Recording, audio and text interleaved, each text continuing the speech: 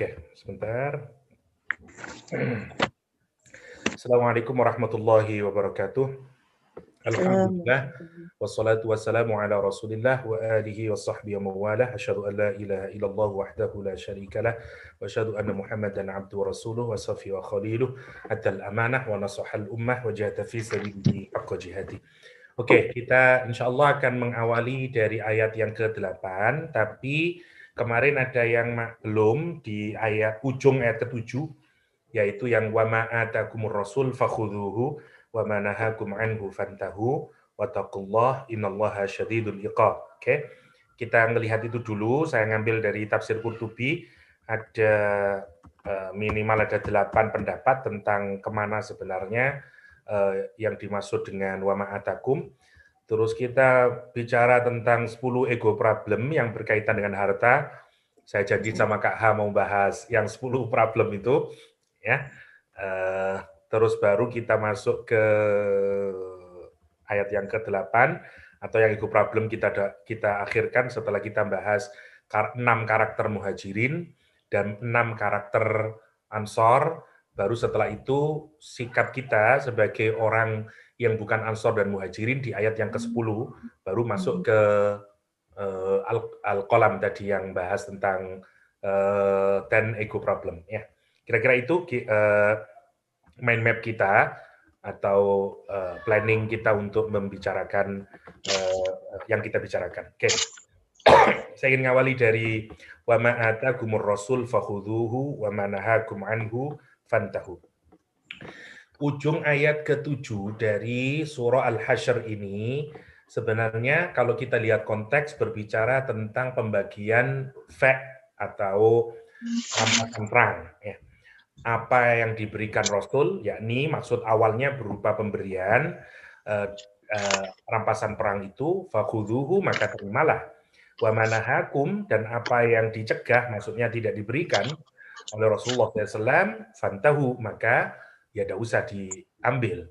Wattaqullah dan bertakwalah kepada Allah, innallaha syadidul iqab, sesungguhnya Allah konsekuensinya, iqabnya, siksaannya amat sangat berat. Oke.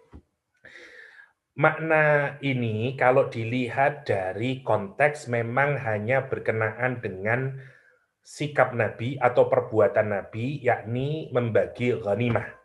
Karena itu makna pertamanya lihat ma'atakum mimma lil faqbaluhu wa ma mana'akum minhu fala tadlubuh. Apa saja yang Rasulullah berikan kepada kamu mimma lil dari harta ya, rampasan, faqbalu maka terimalah, wa ma mana'akum dan apa saja yang Rasulullah mencegahnya untuk kamu dari harta fala tadlubuh maka jangan mencarinya. Sudah, tidak usah usaha, memang itu sudah ketentuan Nabi, ya.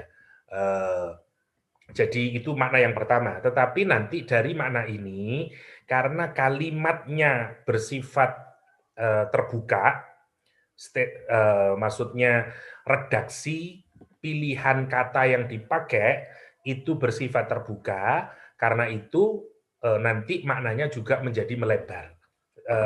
Ini mungkin yang harus kita ingat-ingat, ya. Jadi rumus utamanya dalam Quran itu atau dalam kajian kita memahami ayat-ayat Al-Quran adalah al-ibrah bi umumil lafadz, ya, la bi khususis sabab. Itu rumus yang kita pegang kalau kita mengkaji, ya. Jadi mungkin saya kan al-ibrah bi umum al-lafadz, ya, bi umum al-lafadz la bi khusus as-sabab. Oke. Jadi cara kita mengambil ibrah itu dari teks yang bersifat general, bukan dari konteks yang bersifat spesifik. Oke. Ayat ini kalau kita lihat teksnya general sifatnya, ya. Apa saja yang Rasul berikan untuk kamu, maka ambillah. Dan apa saja yang Rasul cegah darimu, maka cegahlah. Ya, atau ya, kalau kita lihat ayat ini sifatnya umum. Tetapi kalau kita lihat konteksnya sifatnya tidak umum. Karena konteksnya berkenaan dengan rampasan. Cara untuk mengambil hikmah untuk ayat-ayat yang modelnya semacam ini adalah kita gunakan rumus ini. Ya, rumusnya adalah al-ibrah bi'umumil lafadz. Cara kita mengambil ibrah adalah ambil umumnya lafadz atau general teksnya, bukan dengan sabab khusus atau dengan particular konteks. Particular konteks itu hanya kita gunakan untuk membantu kita memahami dan memaknai general text tersebut. Itu maksudnya. Karena itu terjadi perbedaan makna ya. Karena apa? Karena general text itu. Oke. Yang kedua misalnya dimaknai bukan hanya pemberian harta rampasan tapi seluruh ketaatan. Ya. Apa saja yang Rasulullah perintahkan kepada kita tentang ketaatan kepada Allah, take it. Tapi apa saja yang Rasulullah cegah berupa kemaksiatan kepada Allah SWT, jauhi dia, leave it. Oke? Imam Mawardi misalnya mengartikan semua perintah dan semua larangan di sini nih. Jadi apa yang disebut dengan ma'atakum itu semua perintah Nabi, ma'nahakum adalah semua larangan dari Nabi Muhammad. Menyangkut apa? Menyangkut apa saja. Menyangkut apa saja. Oke? Maknanya menjadi umum. Oke? Ada hadis di sini yang berkenaan dengan Quran. Rasulullah SAW menyatakan inna hadzal Quran so'bun mustas'abun asirun ala man tarakahu yasirun ala man ittaba'u wa talabahu. Quran itu berat, ya, susah bagi orang yang meninggalkannya, tapi mudah bagi orang yang mengikutinya. Hadisku juga demikian, sunnah Rasul juga demikian, berat, memberatkan, ya. Tapi bagi orang yang berpegang teguh kepada hadisnya Rasulullah SAW, dia menjaga, dia akan selamat, dia akan sukses bersama-sama dengan Al-Quranul Karim untuk menunjukkan kesatuan antara Quran dan Sunnah Rasulullah Shallallahu Alaihi Wasallam. Oke, kelima, saya singkat-singkat aja ya. Kelima maknanya adalah sama, jadi apa sajalah yang misalnya ada kasus, misalnya yang Abdullah bin Mas'ud mendapati seseorang yang sedang mengenakan ihram, yang sebenarnya dia dalam status ihram, tapi dia menggunakan baju biasa. Padahal mestinya dia harus pakai baju ihram. Padahal karena dia sudah berniat ihram. Abdullah bin Mas'ud kemudian berkata, copot bajumu itu. Kamu kan sedang berikhram, kenapa pakai baju? Faqala ar-rajul, laki-laki itu kemudian berkata, "Ataqra alayya bihada ayat min kitabillahi ta'ala." Kata dia, "Kamu nyuruh saya enggak nyopot baju itu loh." Kalau bahasa kita sekarang, dalilnya mana? Ayat Qur'annya mana gitu. Abdullah bin Mas'ud kemudian menyatakan, "Wa ma atakumur rasul fakhuduhu wa ma nahakum anhu fantahu."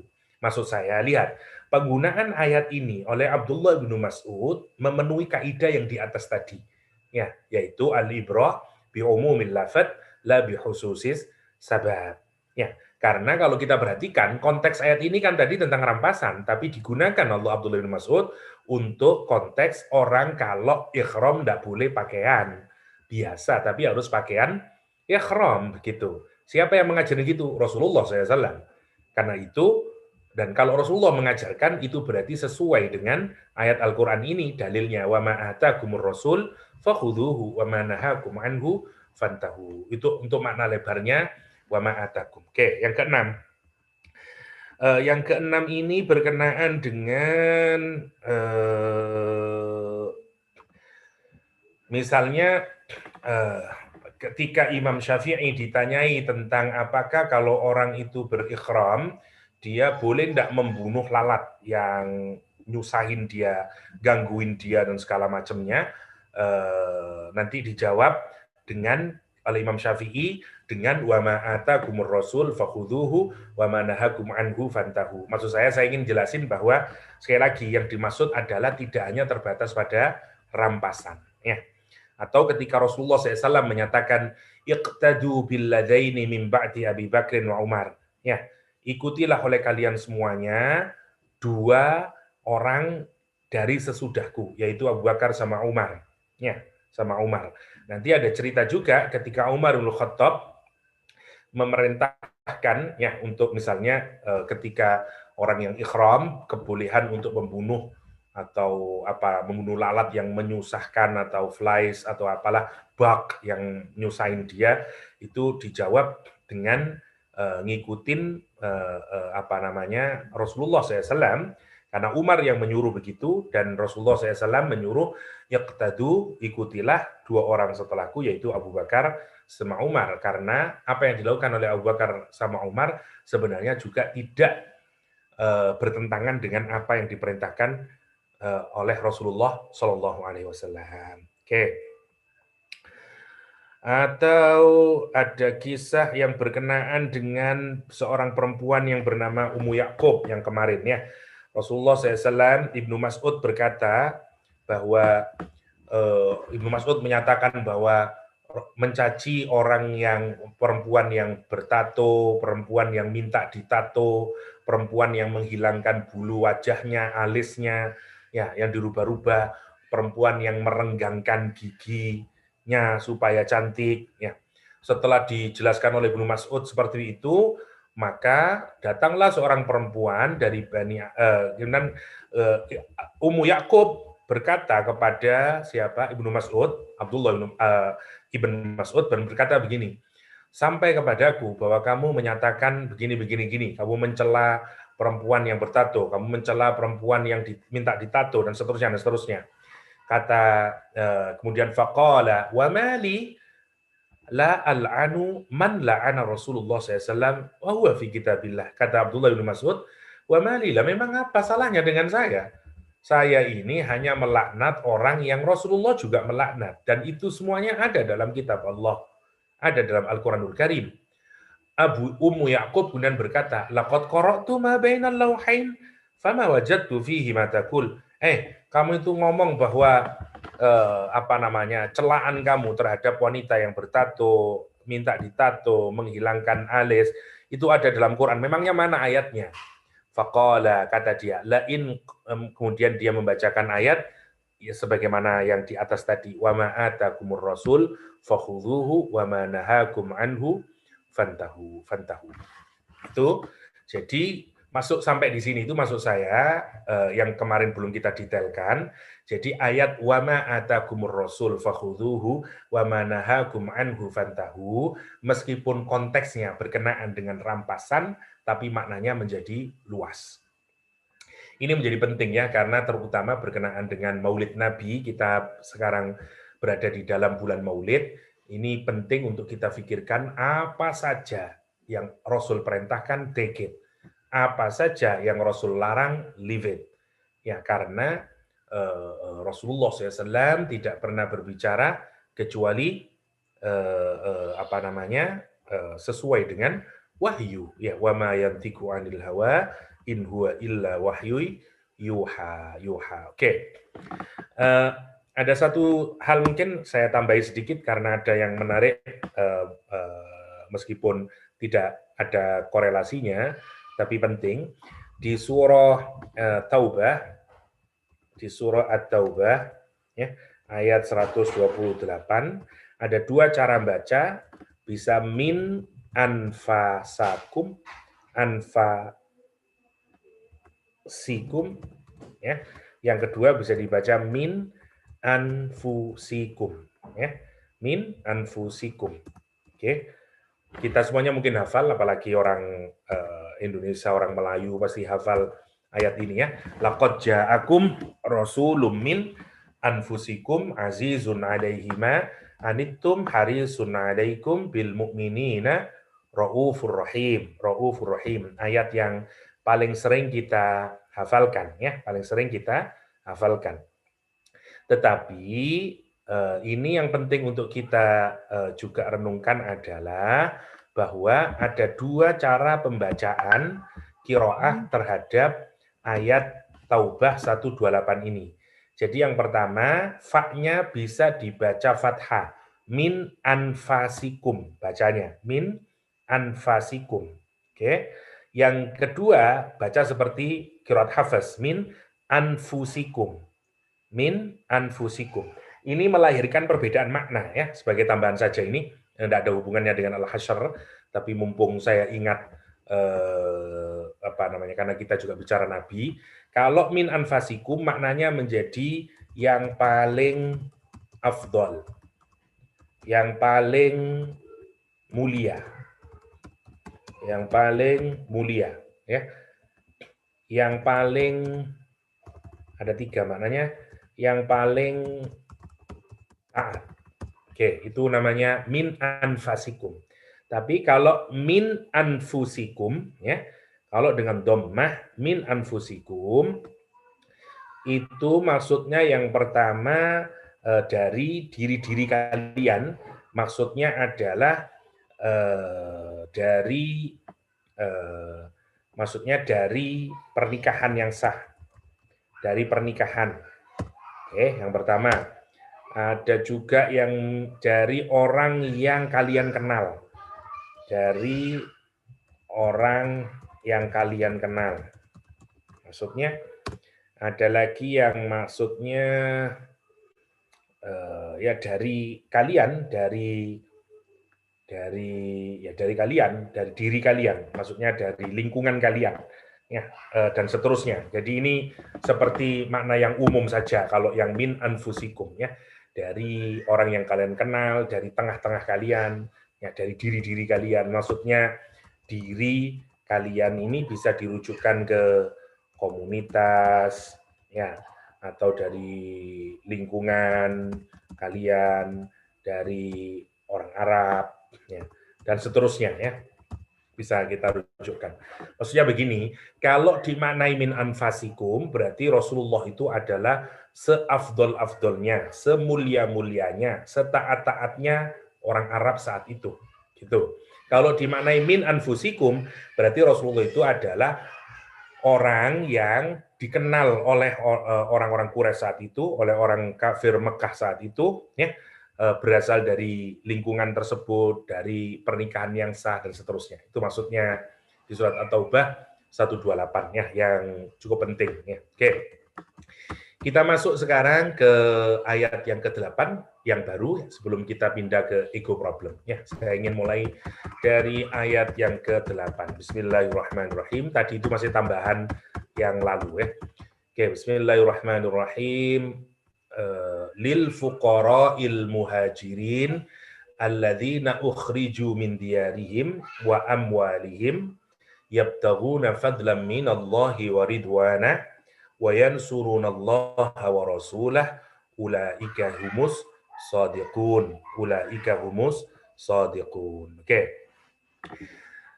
Harta rampasan tadi, kalau kita hubungkan dengan ayat yang ke-7, karena li-nya ini juga berkenaan dengan, tidak bisa kita pahami kecuali dikaitkan dengan ayat sebelumnya, yaitu tentang pembagian harta rampasan atau harta fek tadi. Nah, harta fek itu juga diberikan kepada fuqara, ya, lil fuqara al muhajirin, kepada orang-orang fakir yang hijrah, yang berhijrah, al muhajirin. Oke. Alladzina, yang mereka ini, kata Al-Qur'anul Karim, ukhriju min diyarihim, yang mereka dikeluarkan atau diusir dari rumah-rumah mereka, wa amwalihim, dan harta-harta mereka, dari harta benda mereka. Yabtaghuna fadlan minallahi wa ridwana, mereka terus-menerus hanya berusaha untuk mencari fadlan, karunia dari Allah SWT, wa ridwana, dan keridhoannya. Ridwan, ya. Wa yansurunallaha wa rasulah, dan mereka terus menolong Allah dan Rasulnya. Ulaika humus shadiqun, mereka itulah orang-orang yang shadiq, orang-orang yang benar. Oke.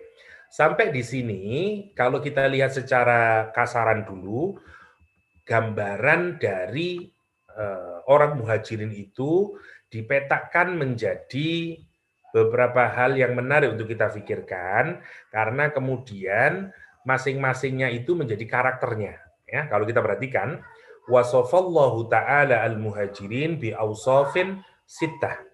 Allah mensifati orang-orang muhajirin itu dengan 6 sifat. Yang pertama, 1, mereka fakir, fuqara. Yang kedua, dia muhajirun. Yang ketiga, dia diusir dari rumah dan hartanya. Keempat, mereka yabtaghuna fadlan minallahi ridwana. Fadl maksudnya sawabul jannah, ridwan maksudnya waridwanullah, waridwanun minallahi akbar, ya, jauh lebih tinggi lagi keridhaannya Allah SWT. Khamisuha yansurunallah rasulah, dia menolong Allah dan Rasulnya dengan diri mereka dan dengan harta mereka. Yang ketujuh, ulaika humus shadiqun fi dinihim, mereka adalah orang-orang yang benar, yang jujur dalam agamanya. Kenapa? Karena hijrahnya mereka, ya, dari dunia ini dan kemampuan mereka untuk menanggung kesusahannya. Jadi gambaran dari orang muhajirin di sini digambarkan dengan 6 karakter, ya. Fakir, muhajir, diusir dari kampung dan harta benda, tujuan mereka hanya mencari fadl dan ridhonya Allah. Kelima, mereka membela agama Allah. Keenam, mereka orang yang jujur tulus dalam beragama, shadiqun. Mari kita jelentrehkan ini, kita dalamin, ya, dari karakter 6 karakter orang muhajirin yang juga mestinya juga menjadi karakter kita. Tinggal kita mau milih karakter yang mana. Oke. Yang pertama fakir. Oke, yang pertama fakir. Fakir itu tentu saja kalau dalam definisi fikih lebih parah daripada miskin. Karena miskin itu berasal dari kata sakana, artinya diam. Karena itu maskan, tempat yang diam saja, rumah namanya maskan. Oke. Orang yang secara ekonomi tidak berkembang karena tetap saja, ya, sehingga dia tidak bisa memenuhi kebutuhan dia hanya mampu memenuhi kebutuhan, kalau dalam fikih, ya, kategori fikih hanya memenuhi kebutuhan basic saja, makan saja bisa. Tapi untuk yang lain dia tidak bisa. Nyekolahin anak tidak bisa, kesehatan dia tidak bisa, dan seterusnya. Jadi dia hanya bisa memenuhi kebutuhan dasar. Itu kalau pakai definisi fikih disebut dengan miskin, Sementara fakir itu berada di bawah miskin. Jadi kita bisa bayangkan dia jauh lebih parah secara ekonomi dibanding orang yang fakir. Kenapa? Karena kalau kita perhatikan konteksnya, kefakiran mereka itu dikaitkan dengan yang kedua, hijrah. Oke. Jadi kenapa dia sampai pada tahapan fuqara, bukan pada tahapan miskin? Karena mereka berhijrah dari Mekah menuju Madinah.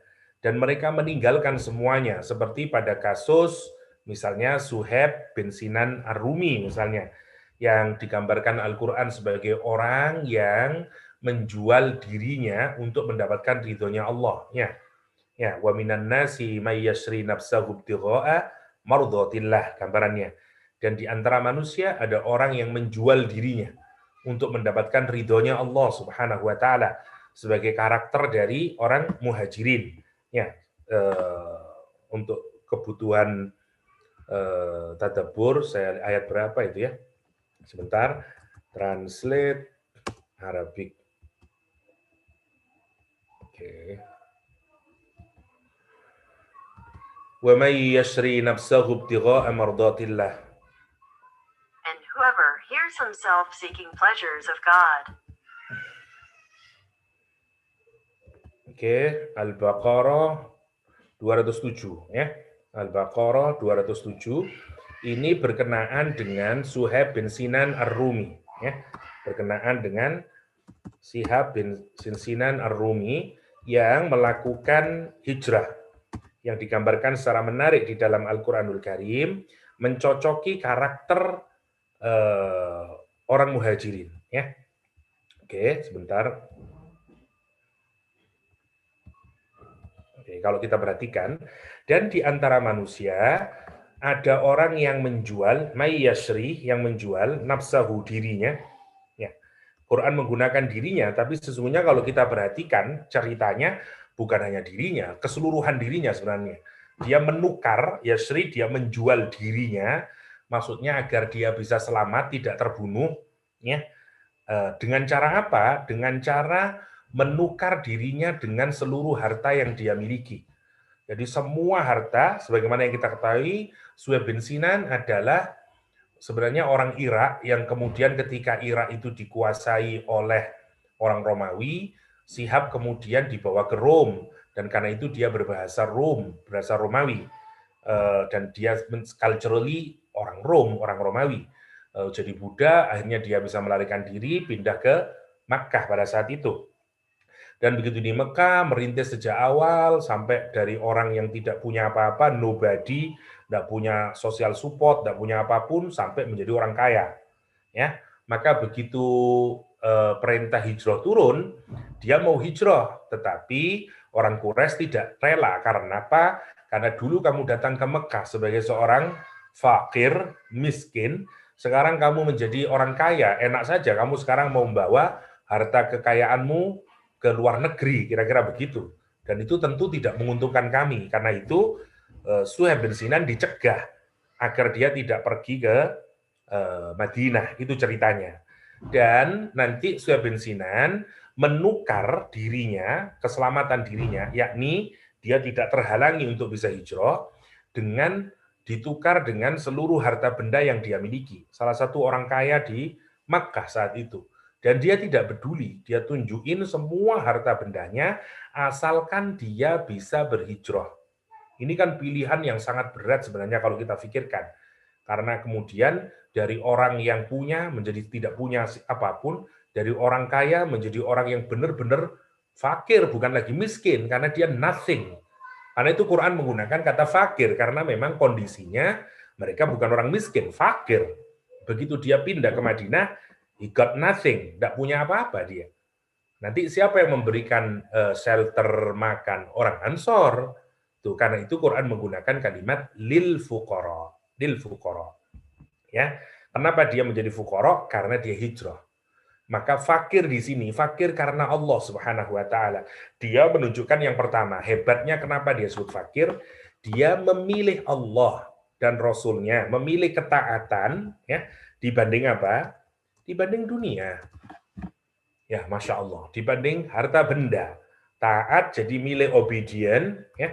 Dia milih obedient, Masya Allah. Kalau kita pikirkan ya, ketaatan kepada Allah dibanding apa? Dibanding harta dunia. Masya Allah. Ini yang harus kita pikirkan. Ini kenapa dia menjadi fakir? Karena dia memilih ketaatan kepada Allah SWT dibanding harta.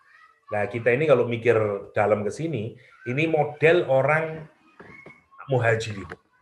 Siap menjadi fakir asalkan dengan kefakiran itu dia mentaati Allah Subhanahu wa taala. Dan dia tidak mau jadi orang yang enak ya, yang kaya raya, karena jika kekayaan itu adalah membuat dia tidak taat kepada Allah Subhanahu wa taala. Nah, mari kita renungkan, kalau kita mau menjadi pribadi yang model muhajirin, itu yang harus ada.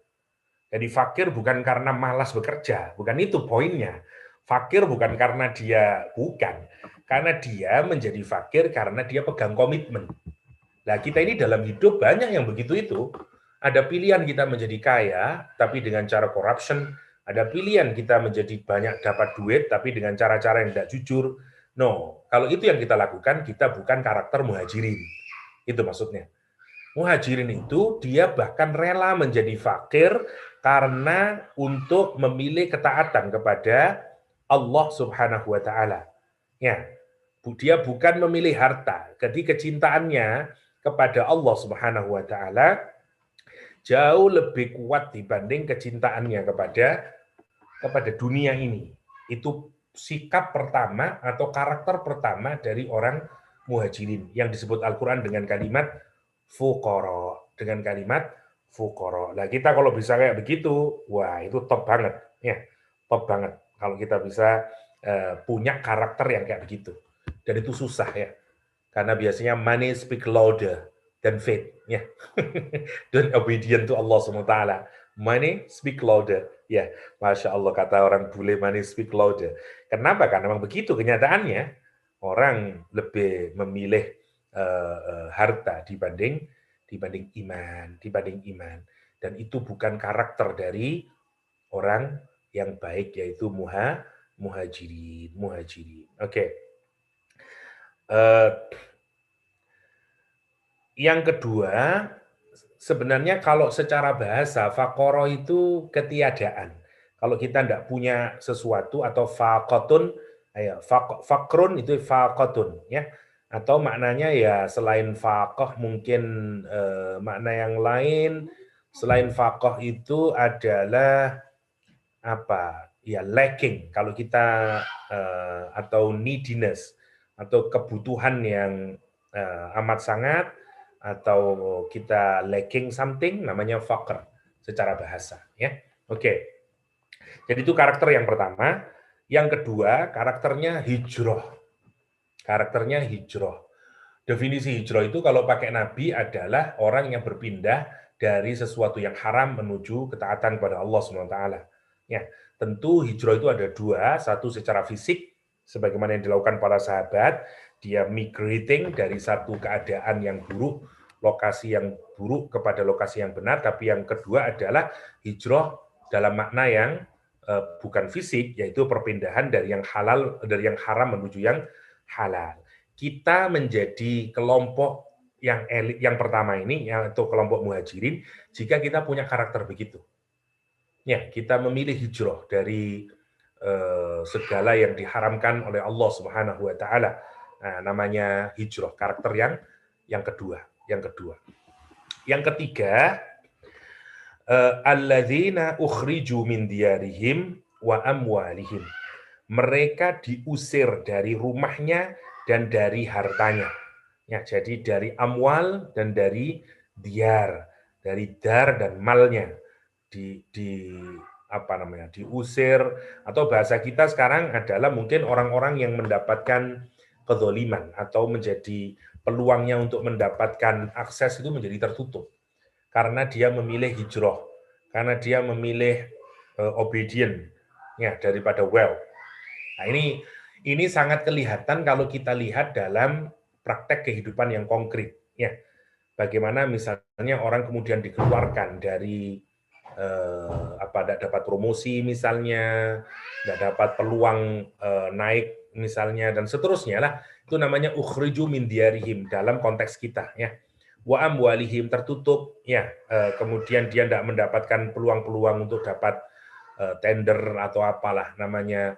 Alladzina ukhriju min diyarihim wa amwalihim. Sampai sebegitunya ujiannya nanti ya. Ujiannya sampai begitu. Dia dikeluarkan oleh ukhriju min diyarihim wa amwalihim. Ya, dikeluarkan. Lihat, Al-Qur'an tidak menunjukkan siapa yang mengeluarkan dan seterusnya. Yang penting cirinya mereka nanti dikeluarkan. Jadi ada kekuatan, wallahu a'lam, siapapun kalau kita pikirkan dalam kehidupan yang lain.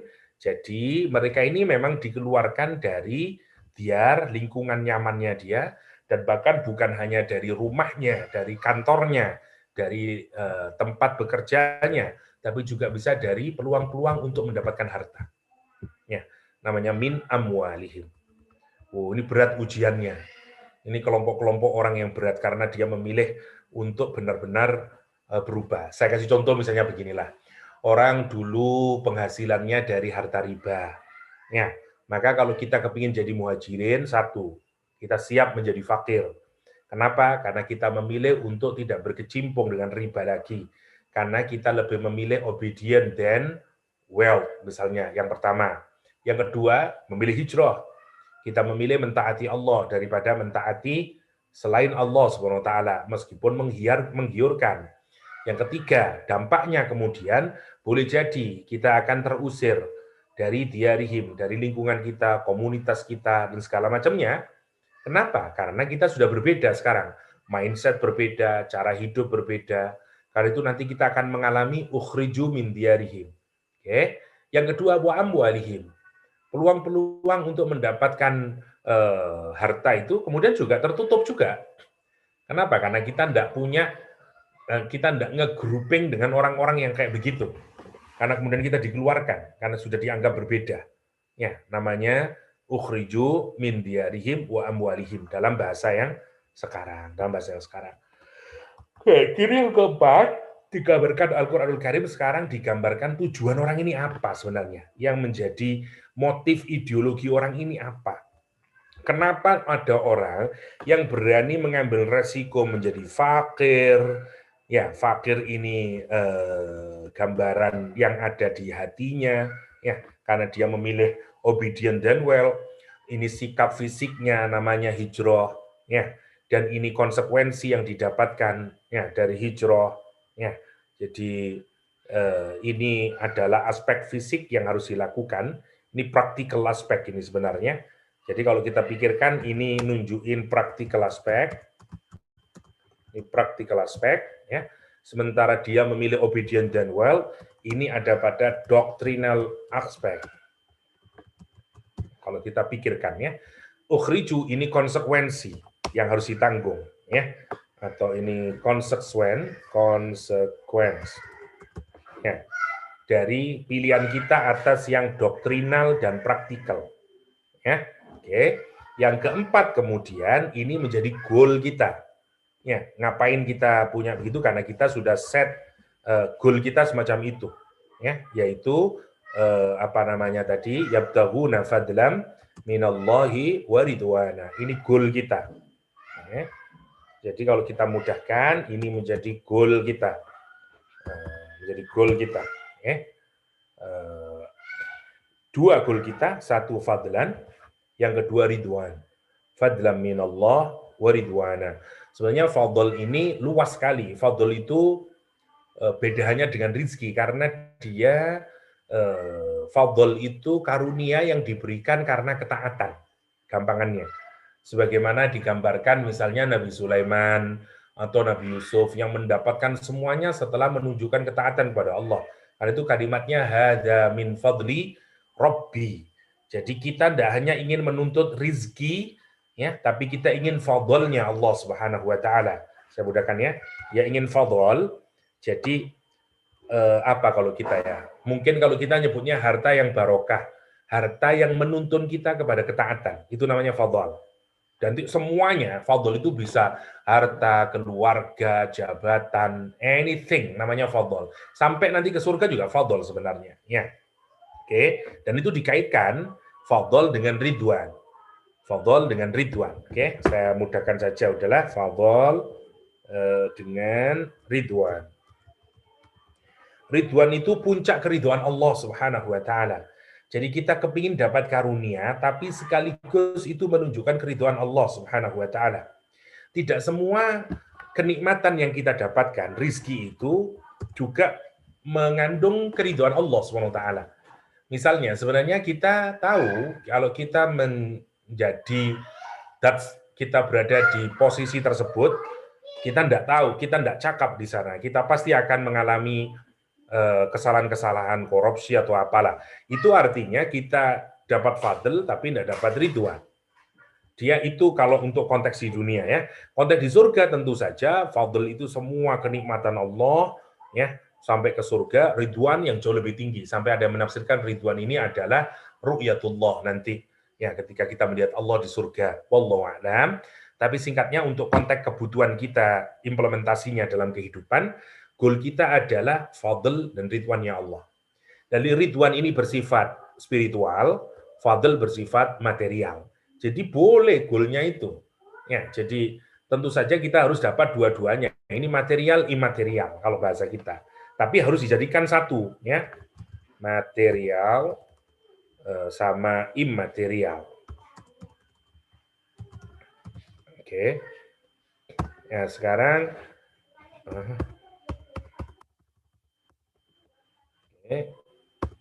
nah sekarang yang nomor 5, tinggal satu lagi.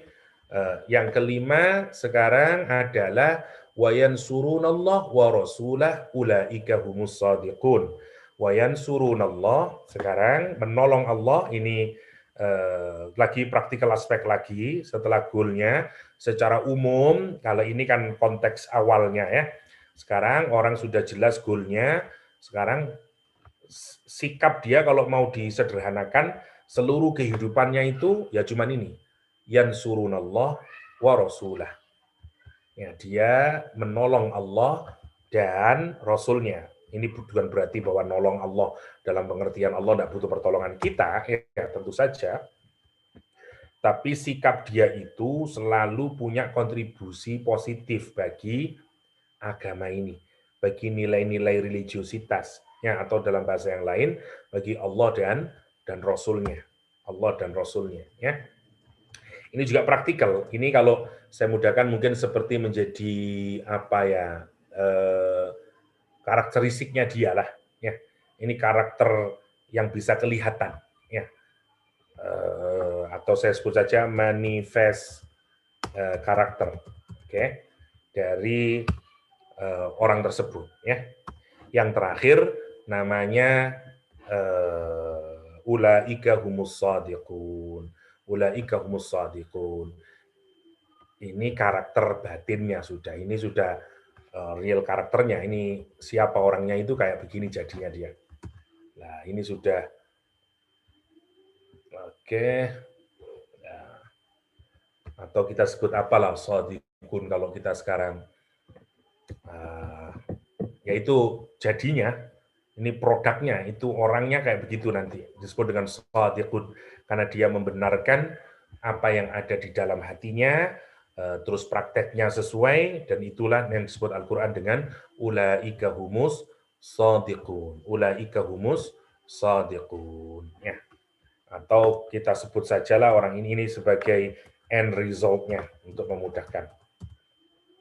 Oke, jadi kalau kita perhatikan 6 karakter ini, kalau mau kita building pada diri kita, siap-siap karena kita juga akan mengalami sekian banyak cobaan yang pasti akan kita alami, sehingga kita harus memiliki keteguhan, ya, karena kita akan berhadapan dengan berbagai cobaan, ya. Jadi yang pertama ini doktrinal aspek, saya menyebutnya sebagai doktrinal aspek. Ya, jadi dia memilih fakir dalam kaitannya dengan milih harta atau ketaatan, dia milih ketaatan. Ya. Yang kedua, praktikal aspeknya dia hijrah. Dia harus memilih Allah dan Rasul-Nya daripada memilih kan gitu toh, daripada untuk kesenangan nafsunya dan segala macamnya. Terus konsekuensinya ini, kalau dia melakukan ini doktrinal sama praktikal, dia pasti akan punya konsekuensi. Meskipun dia buruk, konsekuensinya dia siap menerima tersebut. Kenapa begitu? Karena dia punya goal yang berbeda. Goalnya adalah untuk mendapatkan fadl dan ridwan. Nah, manifest karakter dari orangnya adalah yang surunallah wa rasulah. Dia menolong Allah dan Rasulnya, perbuatannya. Dan end resultnya dia menjadi apa yang disebut Al-Quran sebagai as-sadiqun. Ya. Qatadah menyatakan, orang muhajirin itu adalah alladzina tarakud diyara wal amwal wal ahlin wal autan hubban lillah wa li rasulih. Kata Qatadah, muhajirin itu adalah orang yang meninggalkan rumah, harta, keluarga, negaranya. Alasannya cuma satu, katanya Imam Qatadah, hubban lillah wa li rasulih. Karena dicinta kepada Allah dan kepada Rasulnya. Ya, itu hatta innar rajula minhum, sampai orang-orang dari kalangan mereka ini yaitu muhajirin, karena ya'sibul hajara ala batnihi liyuqima bihi sulbahu minal ju'. Sampai dia itu meletakkan batu di dalam perutnya hanya untuk agar dia tulang sulbinya bisa ditegakkan karena kelaparan. Masya Allah, dia rela untuk melakukan itu. Karena dalam perjalanan yang panjang, lapar, tidak ada perbekalan, ya, karena dia harus terusir, sehingga untuk menahan laparnya itu, sehingga dia masih tetap bisa berdiri tegak, dia harus ngeletakin batu ditaruh di perutnya. Sampai sebegitu kata Imam Qatadah. Wa kana rajul, bahkan ada sebagian laki-laki di kalangan mereka yattakhidul hafirah, ya, yang menggunakan gua atau lubang. Kalau di tanah ada lubang, dia gunakan itu fisyita di musim dingin. Ya, karena dia tidak punya tempat untuk bernaung. Kalau berjalan dia lagi malam dingin banget, sementara dia tidak ada tempat untuk bertidur, sampai menggunakan lubang-lubang itu. Ya, dia gunakan untuk menahan dari dinginnya itu. Masya Allah. Itu disebut dengan muhajirin, dengan seluruh resikonya itu. Oke.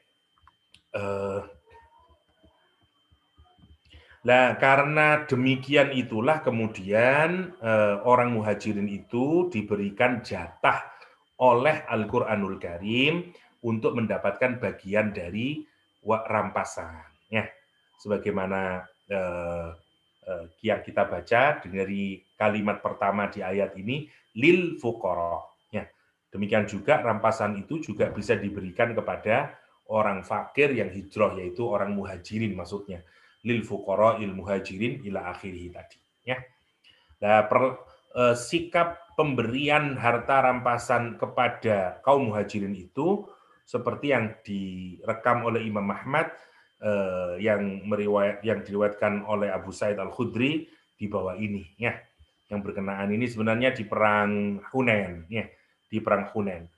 Ya, tadi kayaknya sudah disinggung, sudah dijelaskan. Saya tadi dengerin sedikit sambil nata-nata tadi.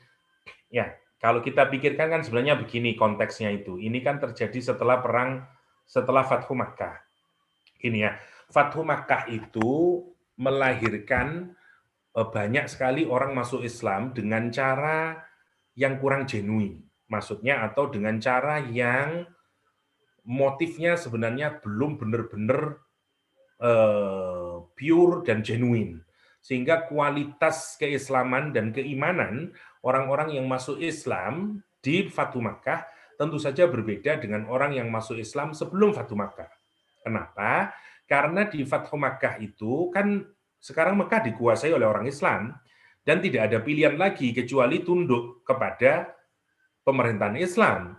Sehingga menjadi Muslim itu menguntungkan dan menjadi bertahan untuk menolak Islam itu justru tidak menguntungkan. Karena itu gambaran dari orang masuk Islam pasca Fathu Makkah itu digambarkan oleh Al-Quran bukan individually, tapi bergelombang kemudian. Ya, rombong-rombongan itu yang disebut dengan apa namanya? Idza jaa nasrullah wal fath wa ra'aitan nasa yadkhuluna fi dinillah afwajan, kata Al-Qur'an. Wah, sekarang bergelombang-gelombang banyak sekarang. Puluhan orang datang berislam dan seterusnya. Nah, satu tentu saja model Islam yang kayak begini, yang karena grouping ini tentu saja tidak kuat.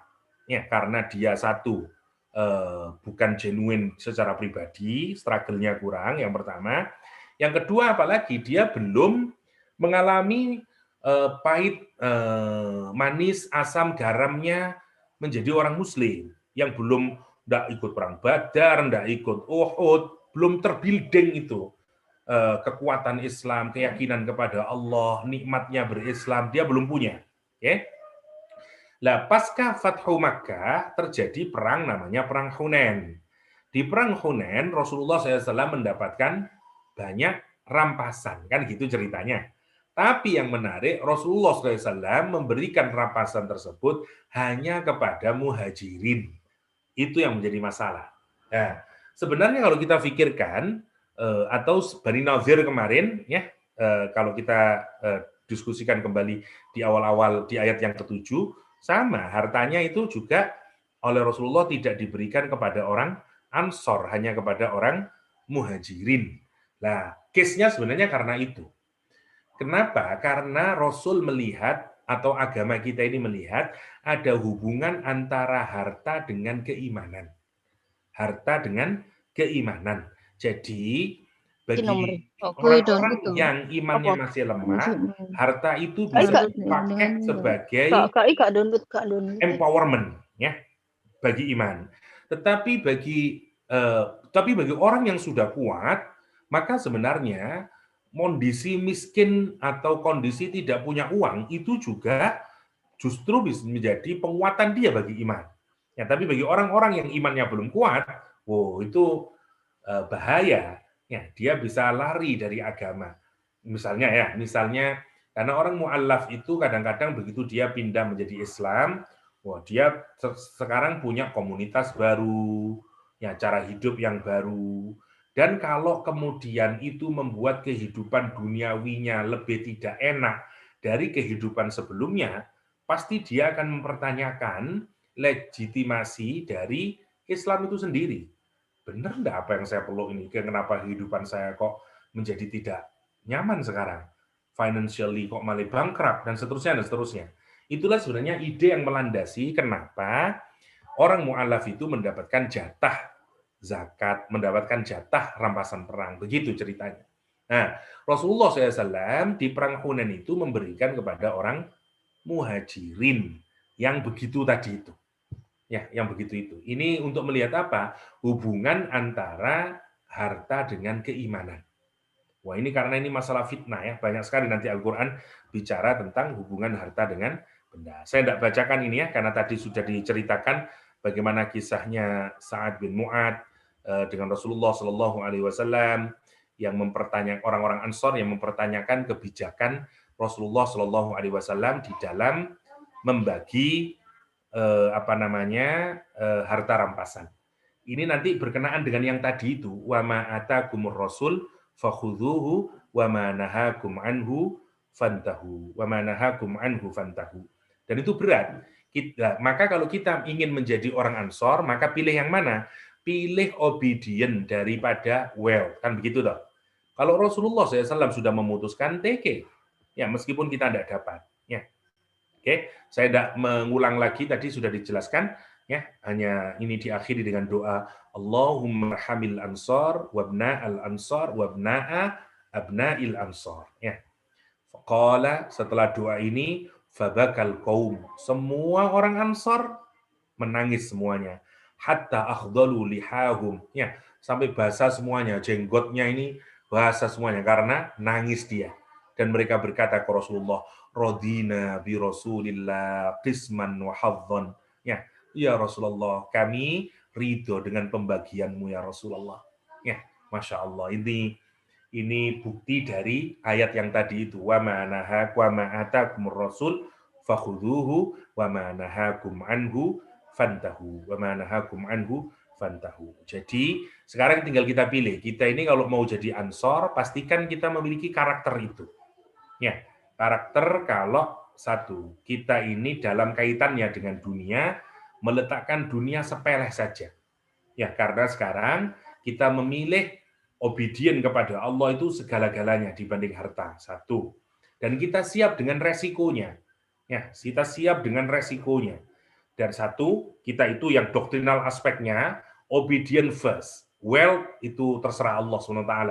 Saya akan bekerja, tapi dalam cara saya bekerja, dalam cara saya mencari uang, yang pertama yang harus saya lakukan adalah obedient first. Ya, itu yang pertama. Dan itu menjadi mental lil fuqara. Karena orang itu menjadi fakir karena obedient, bukan karena malas bekerja. Itu karakternya muhajirin. Yang pertama. Yang kedua, dia melakukan hijrah. Praktikal aspeknya, dia harus berhijrah dari sesuatu yang tidak diridhoi Allah SWT. Ya, dia harus hijrah dari situ. Ya, ini sikapnya kaum muhajirin. Kaum muhajirin. Yang kedua, hijrah sebagai praktikal aspek.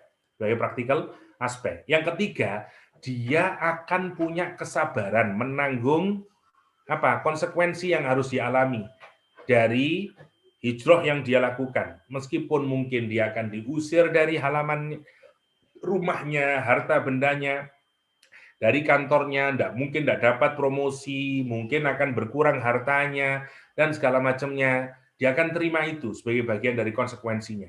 Karena nanti gitu, kalau dia sabar, nanti akan Allah bukakan pintu rezekinya di tempat yang lain. Ya, itu karena itu harus sabar dulu. Harus disabari konsekuensi meskipun itu negatif. Yang keempat, bahwa tujuan dia sekarang dari hidup, selain obedient, dia pilih apa? Milih mencari fadl dan ridhonya Allah Subhanahu wa Ta'ala. Fadl dan ridhonya Allah Subhanahu wa Ta'ala. Dia mencari material, immaterialnya, semuanya dari Allah Subhanahu wa Ta'ala. Fadl, waridwan. Ya. Karakternya orang ini apa? Nolong membela agama Allah dengan jiwa dan hartanya. Jadi kalau sederhanakan, orang ini hidupnya untuk itu. Ya, pekerjaannya dan segala macamnya untuk bela Allah, bela Rasulnya. Ya, maksudnya tentu saja bukan bela Allah dalam pengertian bela Allah, enggak. Dia sekarang tujuan hidup itu jelas. Dia ini untuk nilai-nilai yang positif. Ya, itu maksudnya. Dia itu yang dimaksud dengan wa yansurunallah wa rasuluh. Misalnya agama ini mengajarkan apa? Kejujuran, ketulusan, empati, dan segala macamnya. Ya itu yang dia perjuangkan dalam hidup. Karena Al-Quran menggunakan fi'il mudhari' semuanya itu ya. Wa yansurunallaha, itu berarti dia keep continue terus begitu. Jadi, dan itu memang manifest konsekuen yang kelihatan atau karakter yang kelihatannya itu begitu itu dia yansurunallah wa rasulah. Dan terakhir end result-nya orang yang melakukan kayak begitu tadi, mulai dari doktrinal, praktikal, orang ini adalah orang as-shadiqun, orang yang jujur. Mari kita pilih, kalau Anda merasa saya lebih dekat ke muhajir, jadilah muhajir yang baik. Yang kayak tadi. Sekarang jelas fokus saya apa, goal saya apa, cara saya menjalani kehidupan kayak apa, kalau ada konsekuensi negatif apa yang harus saya lakukan, itu yang kita bisa dapati dari ayat yang ke-8. Sebelum ayat ke-9 saya serahkan kembali dulu sebelum kita diskusi lebih jauh. Setelah 9 baru kita ke Al-Qalam sebentar.